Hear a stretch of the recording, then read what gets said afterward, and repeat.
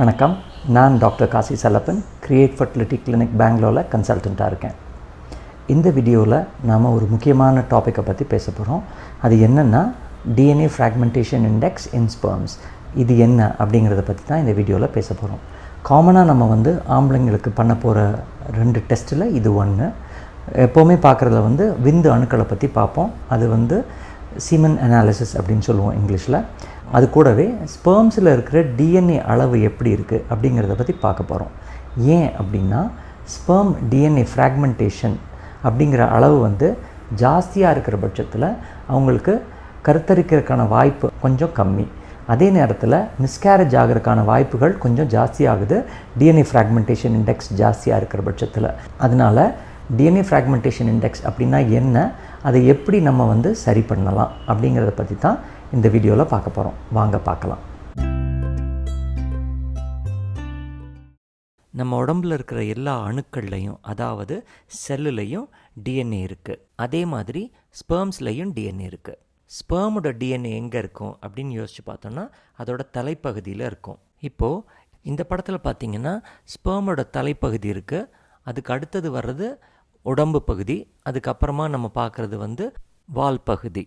தலைக்குள்ளே நம்ம நியூக்ளியஸை point out பண்ணியிருக்கோம்.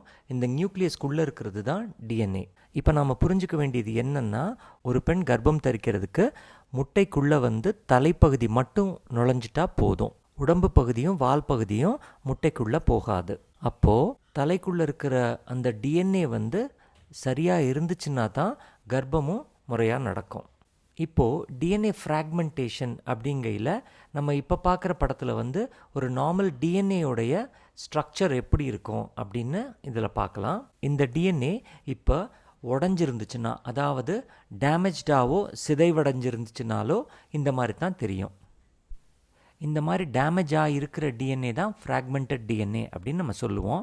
இப்போ அந்த டிஎன்ஏ ஃப்ராக்மெண்டேஷனுடைய அளவு எவ்வளவு அப்படின்னு பார்க்குறது தான் டிஎன்ஏ ஃப்ராக்மெண்டேஷன் இண்டெக்ஸ் அப்படிங்கிற ஒரு டெஸ்ட்டு. இந்த டெஸ்ட்டில் அவங்க பார்க்குறது என்னென்னா, எவ்வளவு தூரம் உங்களுடைய ஸ்பெர்மில் இருக்கிற டிஎன்ஏ டேமேஜ் ஆகிருக்கு அப்படிங்கிறது தான். இப்போ டிஎன்ஏ ஃப்ராக்மெண்டேஷன் டெஸ்ட்டுடைய அளவு எதுக்குள்ளே இருந்தால் நார்மலாக இருக்கும் அப்படின்னு கேட்டிங்கன்னா, டிஎன்ஏ ஃப்ராக்மெண்டேஷன் 15%க்கு கீழே இருந்துச்சுன்னா ரொம்ப நல்லது. இல்லைன்னா 25%க்குள்ளே இருந்தாலும் அது அக்செப்டபிள் ரேஞ்சுன்னு தான் சொல்லுவோம். இப்போ நீங்கள் புரிஞ்சுக்க வேண்டிய முக்கியமான விஷயம் என்னென்னா, எவ்வளவுக்கு எவ்வளோ டிஎன்ஏ ஃப்ராக்மெண்டேஷன் இண்டெக்ஸுங்கிறது கம்மியாக இருக்கோ அவ்வளோக்கு அவ்வளவு ஸ்பெர்ம் நல்லா இருக்குது அப்படிங்கிறது தான் அர்த்தம். இப்போ டிஎன்ஏ டேமேஜ் ஏன் நடக்குது அப்படின்னு பார்த்தோம்னா, முக்கியமான காரணங்கள் ஸ்மோக்கிங், ஆல்கஹால் கன்சம்ஷனு, ஸ்ட்ரெஸ்ஸு ரொம்ப பெரிய ஃபேக்டர் இன்றைய வாழ்க்கை நிலையில்.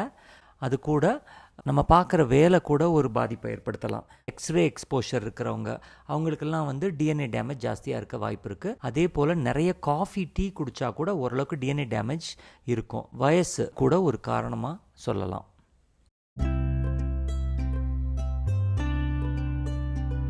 டிஎன்ஏ ஃப்ராக்மெண்டேஷன் இண்டெக்ஸ் அளவு ஜாஸ்தியாக இருந்துச்சுன்னா என்னென்ன பிரச்சனை வரும் அப்படின்னு பார்த்தோம்னா, முதலாவதாக கர்ப்பம் தரிக்கிறதே கஷ்டமாக இருக்கும்.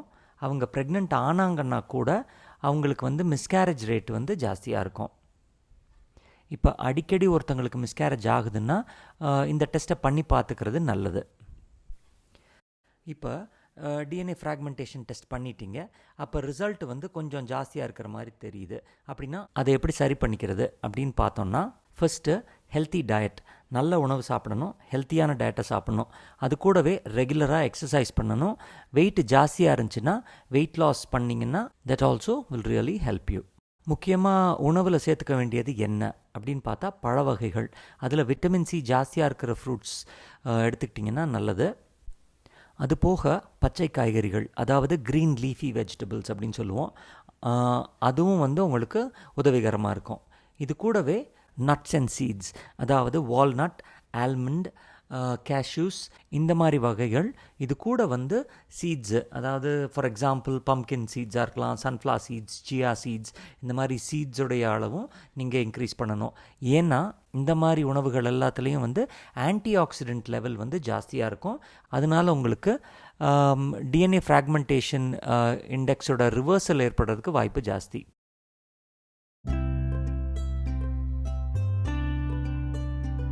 முதல்ல சொல்கிற மாதிரி சிம்பிள் மெஷர்ஸ், அதாவது ஸ்மோக்கர்ஸ் வந்து ஸ்மோக்கிங்கை நிறுத்தலாம், இல்லைனா குறைக்கலாம். அது போக ஆல்கஹாலை கண்ட்ரோல் பண்ணலாம். டொபாக்கோ சூவிங் அந்த மாதிரி ஏதாவது பழக்கங்கள் இருந்தால் அதையும் வந்து கம்மி பண்ணிக்கலாம், இல்லைனா நிறுத்திட்டா ஈவன் பெட்டர். ஸ்பெர்ம் சப்ளிமெண்ட்ஸ் எடுத்துக்கிட்டிங்கன்னா கூட ரொம்ப நல்லது தான். ஏன்னா நீங்கள் எடுத்துக்கிற உணவு கூட இந்த ஸ்பெர்ம் சப்ளிமெண்ட்ஸும் சேர்ந்து உதவிகரமாக இருக்கும். இப்போ எத்தனை நாளைக்கு நான் சப்ளிமெண்ட் சாப்பிடணும் அப்படின்னு கேட்டிங்கன்னா, minimum of 3 months and above. இந்த வீடியோ உங்களுக்கு உதவிகரமாக இருந்திருக்கும்னு நான் நினைக்கிறேன். இப்போ உங்களுக்கு ஏதாவது கேள்விகள் இருந்துச்சுன்னா எனக்கு இமெயில் பண்ணுங்கள், இல்லைனா கமெண்ட் செக்ஷனில் எழுதுங்க. கண்டிப்பாக நான் ரிப்ளை பண்ணுறேன். நன்றி.